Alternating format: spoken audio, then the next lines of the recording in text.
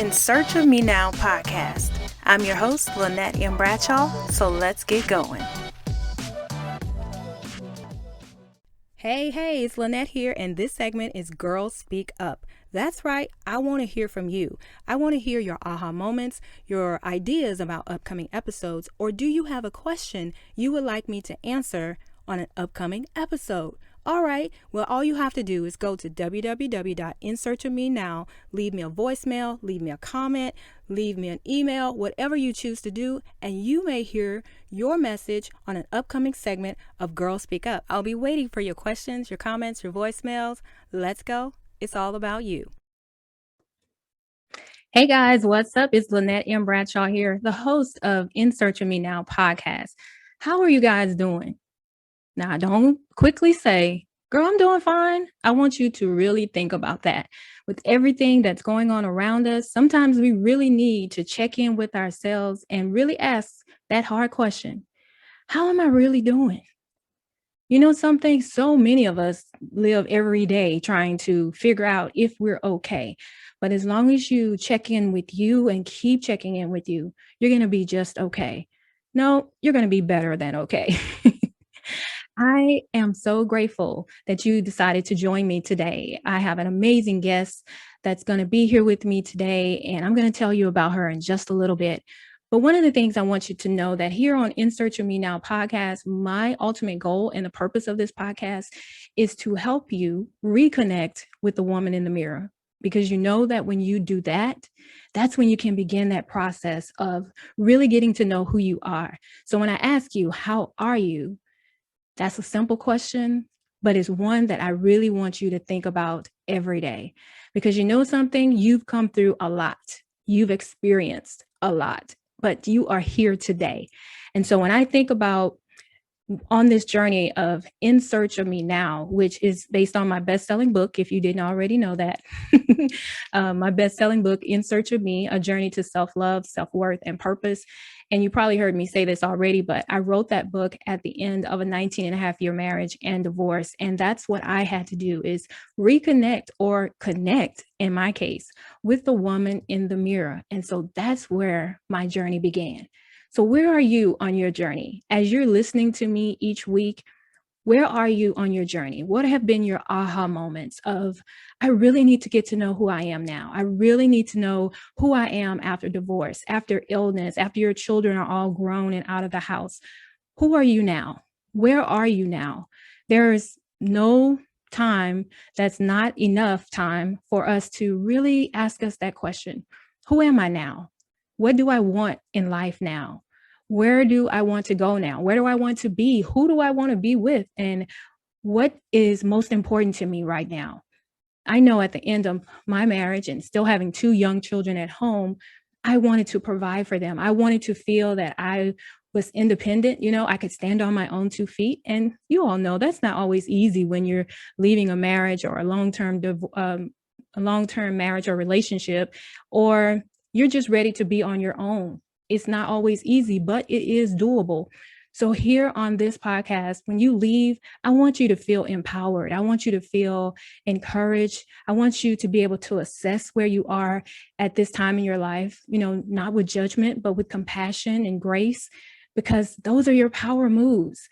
And each week, whether you just hear me or you hear some of my amazing guests, I want to hear your thoughts. And I'm going to leave all of these links that I'm going to talk about on the show notes page. So you don't have to try and think about it now. Just focus on the message. I want to hear your thoughts, the messages that you hear each week. You know, if you hear episode 15 on episode 35, I still want to hear your voice. I want to hear your thoughts. And so I'm going to leave those links on the show notes page. So you can leave me a 90-second voicemail, or you can send me an email, and you can ask questions that you would like for me to answer on live. And that's going to be my segment called Girl Speak Up. You heard me. Now, I know that when we've gone through different situations, the last thing we want to do is speak up. But here, your voice matters to me. And I want to hear your opinions. I want to hear your aha moments, how the episode touched you, how it helped you, how it opened your eyes, or if you have a question that you would like for me to answer on air another episode, I want you to be able to email me or leave me a voicemail, and you may hear your question or your comment on the Girl Speak Up segment. So it's kind of like you're going to be my co-host, right? We can all walk together because we can't go too far all by ourselves. So I look forward to hearing your message so I can have a segment, Girls Speak Up. All right, so enough of me talking. I want to go ahead and tell you a little bit about my guest today. And I want to tell you that when I saw her bio, I was like, is this girl my sister? She has a lot of some of the things I've experienced in life. And what's amazing to me is that when we begin to talk to each other as women, we find out in those areas of our life where we believe that we're all alone, that there's somebody else that's also having dealt with it, or they are dealing with it now. And when you begin to have those conversations, you can be able to help each other. So I'm really excited to talk to Miss Monique Payne today. Sorry, whenever you're listening to this episode, it may be at night, it may be in the morning, but when we're recording it, it's at night. So Miss Monique Payne, she is an author, a motivational speaker. Her passion is transparency while sharing her testimony of overcoming depression, suicide, domestic violence, and drug addiction to women who may share a similar story.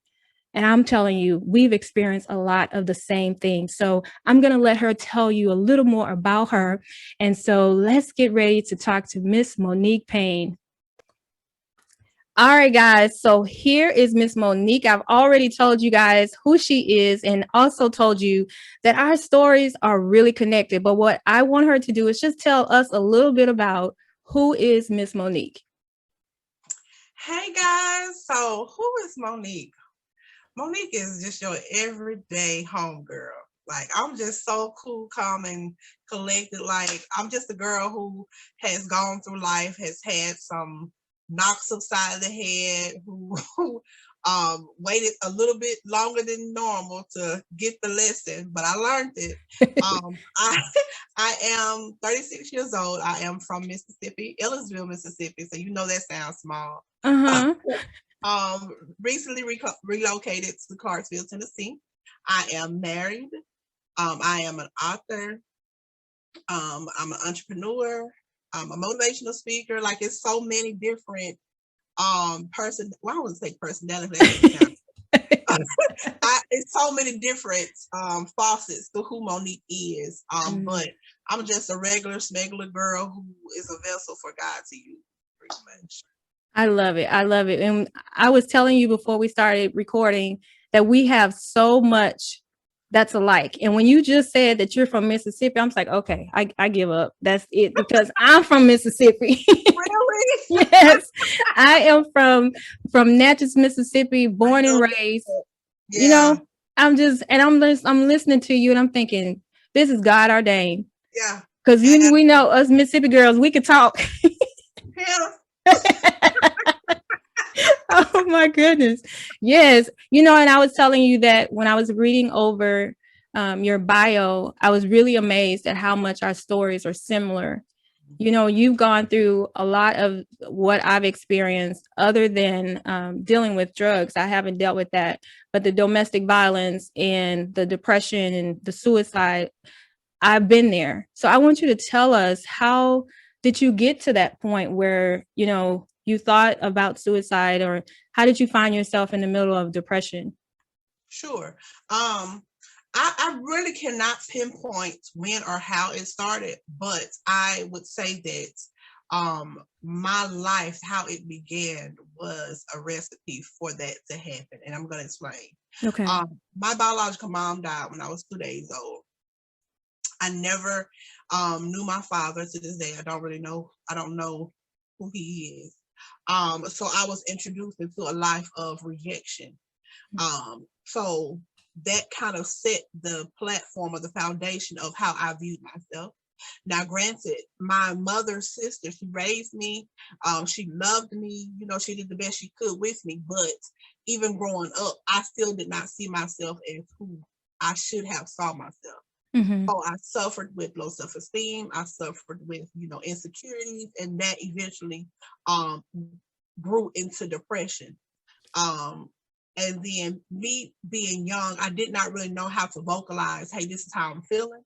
This is what I'm going through. I did not know what to call it. I just knew that I was always negative and in a bad space. Mm-hmm. It wasn't until I was older that I was able to put a label on it and say, this is depression. That, and then, this, everything that you deal with, as a child, being bullied. Everybody don't go through being bullied, but I was bullied. I was a healthy, bonus size girl. You still am. Mm-hmm. But those were some of the things that I dealt with as a child, and I was not getting the reaffirmation that I needed at home. Or the reinforcement that I needed at home. Not because, my mom didn't want to, or my aunt didn't want to. I don't think that she knew how to herself. Mm-hmm. So, so I've dealt with depression. I would say my earliest remembrance of it is probably 10 years old, that's the age that I tried to commit suicide the first time. The first time, there's been more times that you tried, Yes. or you wanted to? Okay. I've tried 5 times. I've Mm-hmm. tried. Okay. And then after that 5th time, I'm like, you know what? Okay, God, you win. You obviously got me here for a reason. Amen. So let me see this thing out. That's what I'm saying. I was like, okay, I'm trying to fix this my way. And he's just saying, this is a rebuttal. This is not your exit. No, you cannot go this way. Oh, that's good. Yeah. When you are young and when you are around family members or those close to you, mm-hmm. who haven't recognized their own sadness and depression, they haven't recognized their own sense of rejection, they can't help you. That's right. They can't help you because they don't know for themselves. And I understand the feeling of rejection because, like I said, our stories are so different. I grew up feeling abandoned and rejected, but I didn't know what I was feeling. And it was not until I was in my 40s that I realized that I was depressed. And it's such a deepness that if you don't have someone to help you understand it, it's overwhelming. It is. So I'm really thankful to God that you're still here and you heard his rebuttal. Yes, I think too. One of the reasons that I feel like I did not understand is because, and especially in the Black community, talking about mental health and things of that nature is so taboo. Mm-hmm. And if you say I feel sad or I feel depressed, a lot of us equate that with, oh, she's crazy. Right. So instead of me coming out and saying, look, this is how I feel, I would rather keep it in and suffer in silence rather than to tell it and then be broadcast a drag for having a mental issue. Right. Okay. So when you came to that place after the 5th time and you realized that you had another purpose for your life, what did you start doing to help yourself? Did you have counseling? I didn't. Mm-hmm. Okay. I did not go to counseling in the beginning, because even after me saying, okay, I'm not going to try to commit suicide anymore, I was still on the slope of, I was still depressed. Mm-hmm. I was still, going through depression, and I just made a decision not to commit suicide, but I was still going through that. Does that make sense? I was still going through depression. So I stopped contemplating suicide, but then I started getting into bad relationships. Yes. Yeah. So I went from suicide to crazy men. Yes, been there, done that. I totally get it. It's just like you're trying to find something to pacify you. And at the time, you may not even realize what you're looking for. Right. And we always seem to find, when we're in that state, we find people who are in the state that we're in, or maybe just a half a step above, but they're still broken themselves. So we're just some people that need some help coming together. Yeah. And you just could repeat the pattern until you get to that point of saying, I don't like being like this anymore. Mm-hmm. Yeah. Yeah. Depression is like it makes you feel, or mine did, it made me feel like there was a void that could never be filled. Mm-hmm. So if dying wasn't gonna work, well, let me try this. Well, let me try that. Let me try this. And it was a void that I could never fill, but all the while I'm trying to fill this void, I'm still being broken. Right. I used relationships with men that they all end up being the same character that my dad had, but I didn't know that at the time. And I just needed something to numb me and give me the illusion of love and of what I couldn't or didn't get from him. But all that does is continue to make you feel broken, to make you feel empty, because they're not going to be able to give you what you need them to give you, because you're coming from an empty place. And you've attracted them based on your insecurities and your feeling of abandonment and rejection. Right. Absolutely. So let me see, you like to help other women in those situations. So how do you do that? Well, I for some reason, I don't know if this is the same for you, but and I hope this don't sound wrong, but I attract broken people. Mm-hmm. And some way, somehow, God puts me in a situation where I end up not being able to keep my mouth shut. Right. But you know something, that's good though, because I don't know about you, but what I discovered is that the more I open my mouth and share my story, the freer I feel. Yes. And the more somebody can hear my voice, because if we don't speak, the person that needs us where we used to be and they're still there, they will never hear us. Right. And we attract them because God is saying, okay, she has something that you need to hear. So I'm going to let her say something to attract you right over here to her, so you can see that just what I did for her, I can do it for you and do more. Absolutely.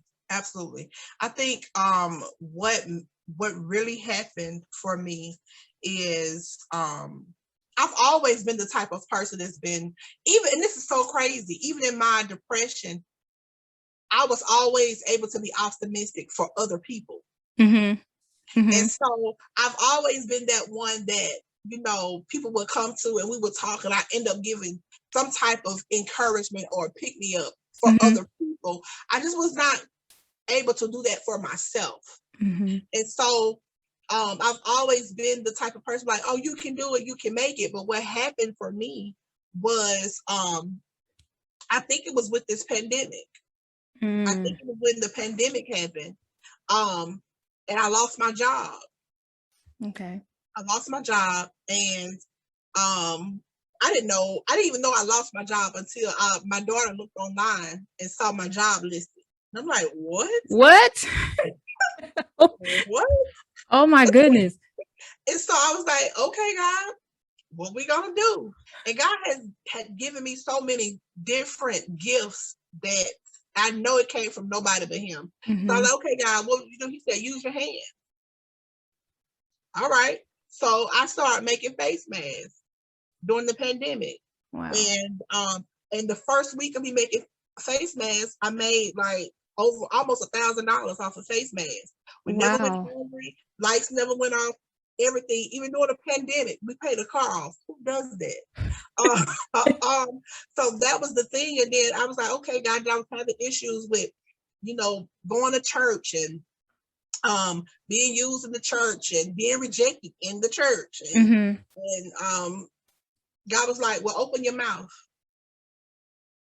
Wow. What does this mean? So that's when my podcast was born, from a broken place. Hey Queen was born from a broken place. So I just begin to talk. I just get on there and I talk, and I just tell what's on my heart. I be transparent, and I try to reach people where they are, because I don't know about you, but I'm tired of all the dressing up and not going nowhere.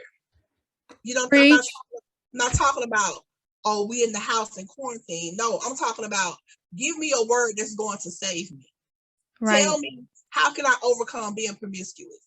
How can I overcome wanting to slice my wrist? How can I overcome this, being in a relationship with this dude is knocking me upside my head? I got real life issues. I don't want to hear about Shadrach, Meshach, and Abednego. I want to hear about how can I get out of this situation? Yes. So Yes. that's what motivated me. What motivated me was I was looking for somebody to help me out of my brokenness.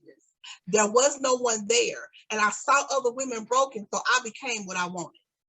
Right. Oh my goodness. When I first came into wanting to help people, I was broken.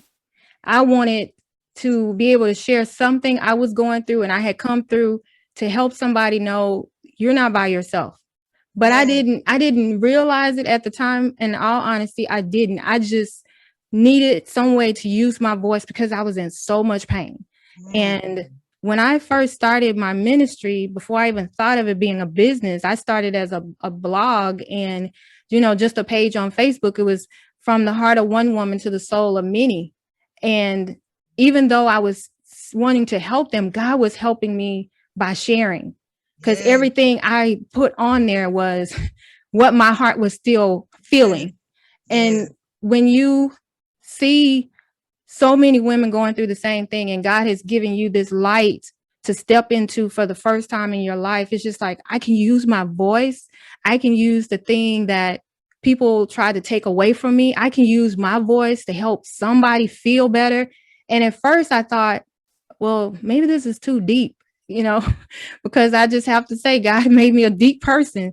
But that's where we need to get to. That's where we need to speak into those places in those other women's lives that are in those deep places. They need to say, this is not going to get any better, but we can give them the face to say it can get better. Yeah. It can get better. Not only the deep places, but we need to make it okay, and we need to normalize talking about the dark places, the hidden places, the places that we're too ashamed to allow people to go. I don't know about nobody else, but I have, you got that one rug or that one closet where when people coming over, you either sweep stuff under the rug or you put everything in the closet. Yes. And Yes. so it's time for us now to open the door and lift the rug up, because we can't heal with hiding. We have to come out, and eventually, when you have a sore, you put a Band-Aid on it. Eventually, you have to take the Band-Aid off in order for it to continue to heal properly. And I feel like before we can go deep, or before we can even think about, what's to come, we have to deal with now. We have to deal with the present, and be with people who we can trust to walk us through the hurt places and the places in our lives that's not healed and that's still tender. So I think we're very comfortable with hiding, but we're not very comfortable with healing. Sis, listen. If you don't stop speaking my life, this is amazing to me. When I hear you talk, I hear myself, and I'm not just saying that to be saying it. You are speaking my journey, and we are a lot of years apart in age. We're a lot of years. I'm on the higher end. But when I hear you speak, I hear me, and it just resonates with me. And I just want to say thank you for sharing this message with us today. And just like we are connected through our similar stories, that's how somebody else is going to hear you today and say, man, that resonates with me. They may not use that word, but it's like, that resonates with me, and it gets their attention, because sometimes we just want to stay in the dark place, in the deep place, because it's more comfortable than trusting somebody with that pain and with that story. But we can show them we are two women who have been through similar experiences. We've been in those places that it was dark and we didn't think we could get out of it. But by sharing our story with you, you can see, you don't have to stay here. Right. You don't have to stay here. Now, I know we've talked about, how you help other women, but can we go back a little bit? Because I want to know, how did that pain show up in your life? I know it was a depression, but how did it show up as far as, the relationships? But how did it show up in your life where you recognized that you needed to get some help? it showed up in my life in many ways. I would say like maybe in my childhood years, it showed up in a stage of rebellion. Mhm. I went from rebellion, like from shutting down to rebelling because I felt like no one heard me, Mhm. or my voice wasn't validated, or I didn't mean anything. So because I wasn't being heard in my silence, I'm gonna let you hear me and see me in my rebellion. So I Mhm. went through a rebellion stage. Oh God. Whew. I went through a rebellion stage. And then from the rebellion stage, I went through um, I call it my attention seeking season, where I would do things to get attention, Mhm. to feel validated, all the while devaluing myself. I went through a promiscuous stage, Mhm. where if I couldn't be validated by who I was, I'm gonna give you a part of me, and maybe you'll want me. Maybe you'll think I'm worthy. Maybe you'll think I'm good enough, and maybe if I give you enough of me, maybe you'll think I'm enough, or you'll make me feel like I'm enough, and that didn't work. And so yeah, so I went through many stages. I went through a lot of stages to the Mhm. point to where I became those issues. You Wow. know, I became the poster child for everything that you can think of. I became it. I became the you're never gonna be nothing. Okay, well, since you say it, that's what I'm gonna be. Mhm. Nothing. And so I came into agreement with everything that I've never wanted to be. That's what I became. Wow. And so yeah, so that's it showed up in many different ways. I was an A student. A Mhm. student. Went to college, dropped out. It showed up in every relationship that I had, to the point to where I would make people not want to be connected to me, or make people not want to be around me, because of the agreement that I came with myself, Mhm. and what I thought of myself. So it showed up in my personality, it showed up in my family relationship, it showed up in so much, so to the point I was alone and eventually ended up homeless. Wow. Do you think that you made them not wanna be around you so that they wouldn't reject you? You wanted to get them out of the way before they had a chance to reject you? Absolutely. Mhm. Mhm. Because rejection, this may not sound crazy to you, but the rejection to me hurt worse than being mistreated. Yes, it feels like a knife, you Yeah. know? It and for me, dealing with abandonment, it was an expectation Hmm. from everyone I came in contact with, regardless Hmm. of what type of relationship it was. I expected them to reject me, to abandon me. And even though when I knew it was time to separate, I waited for them to say, I'm done. Listen. Oh yeah. Hmm. Yeah. It was just like, it was like, okay, come on. How much longer is it going to take you to tell me you're done? But I did not realize that till I went to counseling. I had to go to counseling because I was so full of rage at the end of my marriage when I decided to get a divorce, and I didn't know why. I felt like I was losing my mind, and going through counseling helped with the depression, the anxiety, the understanding why I felt abandoned, why I waited for people to dismiss me instead of me leaving, is because you don't trust your voice to a certain degree, you know? And the reason I asked you that is because that's what I did. I waited for them to say, okay, go. But then there were some that I pushed away so that they wouldn't reject me. Also, if I'm being honest, I a part of me, when I became of a certain age, a part of me rejected before you could reject me, because I knew it was coming. I Mm-hmm. knew it. Um, it just it just depends on the relationship. Like, I dealt with rejection from family members, you know, Mm-hmm. and so like going through. I remember being molested by a cousin, and I no one knew about it until I wrote the book, The Secret Cry. Mm-hmm. That was a part of my secret cry.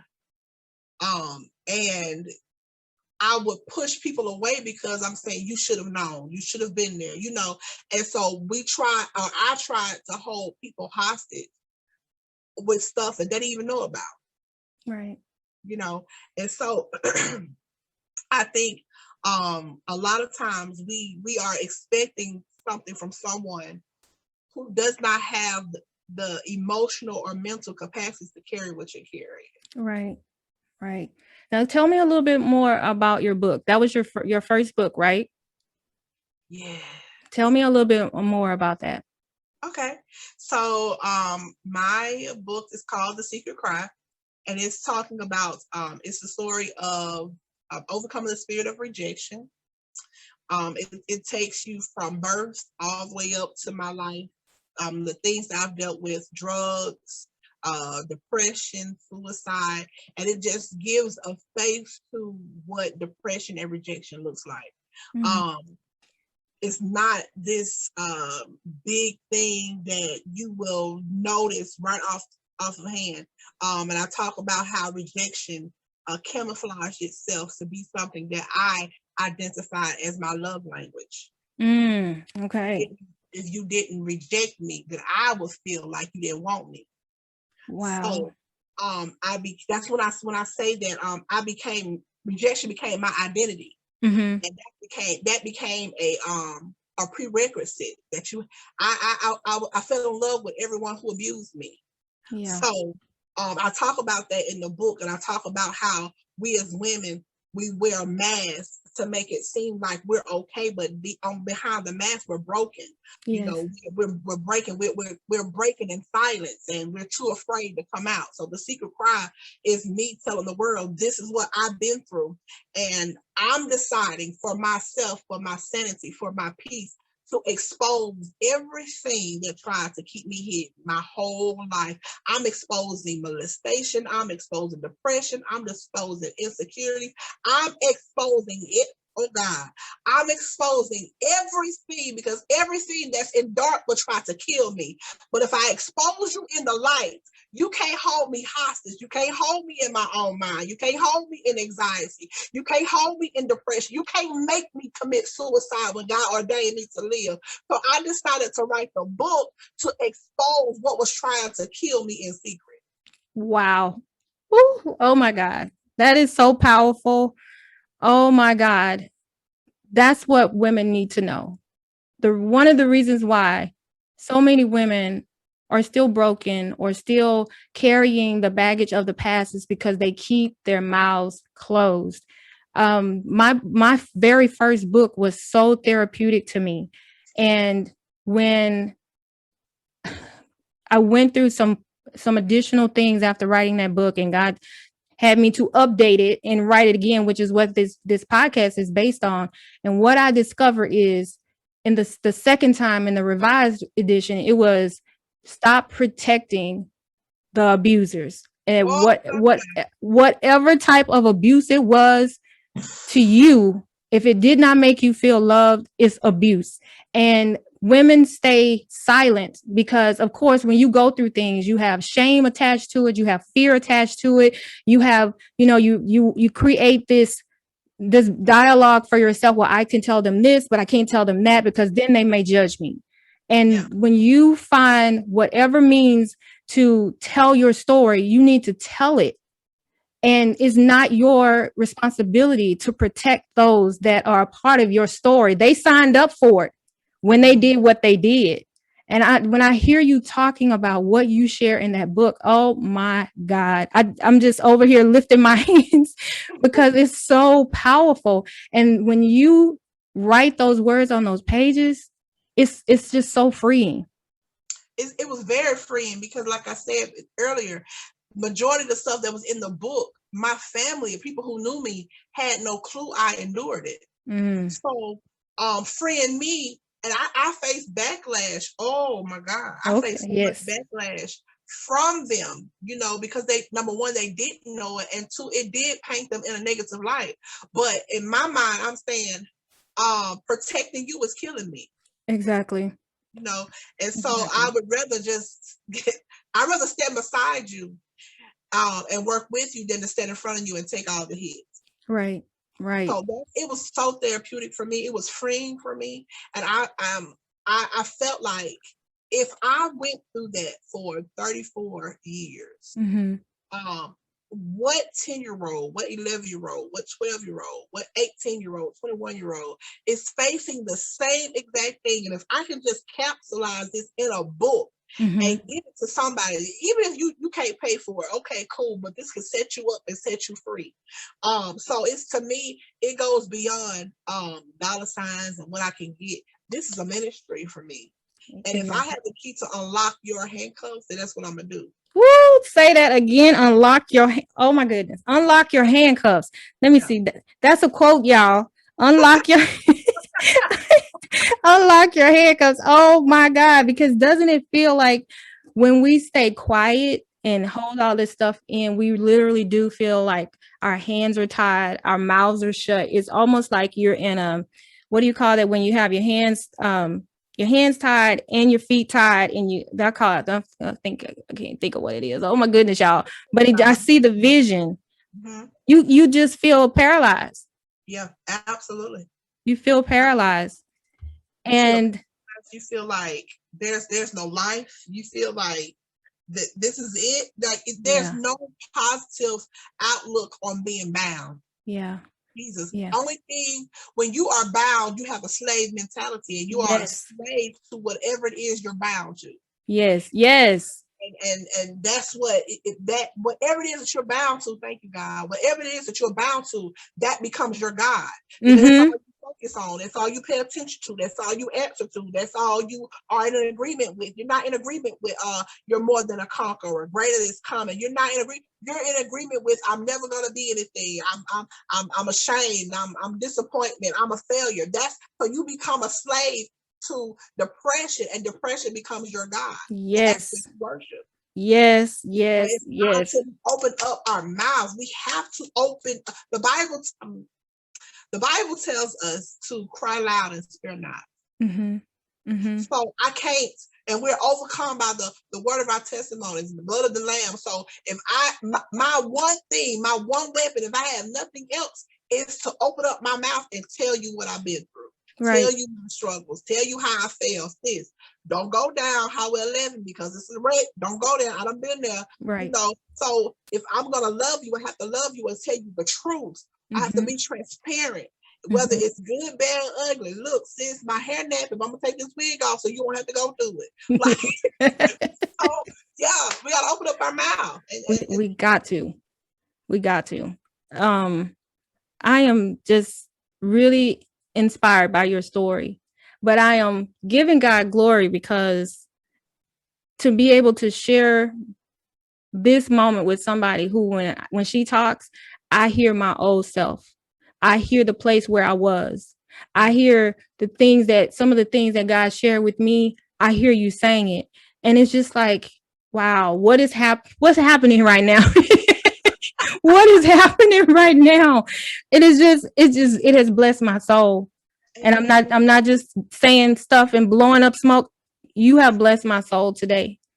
And when I say, girl, we are so far, I'm about 20 some years older than you. So if we can reach my generation and your generation and everybody in between, Yeah. this is powerful. It's Yeah. powerful. You know something, when you have all of this stuff lying around inside of you and you don't want to tell anything because it might hurt your dad, it might hurt your uncle, but they are walking around free. Yeah. Come on. Yes. They are walking around free and you are all locked up on the inside. You Yes. can't receive love from somebody who really loves you because you see him as the uncle who raped you. Come on. You can't talk. You can't say, you can't receive friendship, or you can't receive love from this woman because your mom abandoned you, or she abused you, or she demeaned you. You Yeah. can't tell it because I don't want to hurt my mom. I don't want to hurt my uncle. But you're hurting, sis. Come on now. You are hurting. And if they didn't want to be a part of your story, they shouldn't have played a part in it. Yeah. I Absolutely.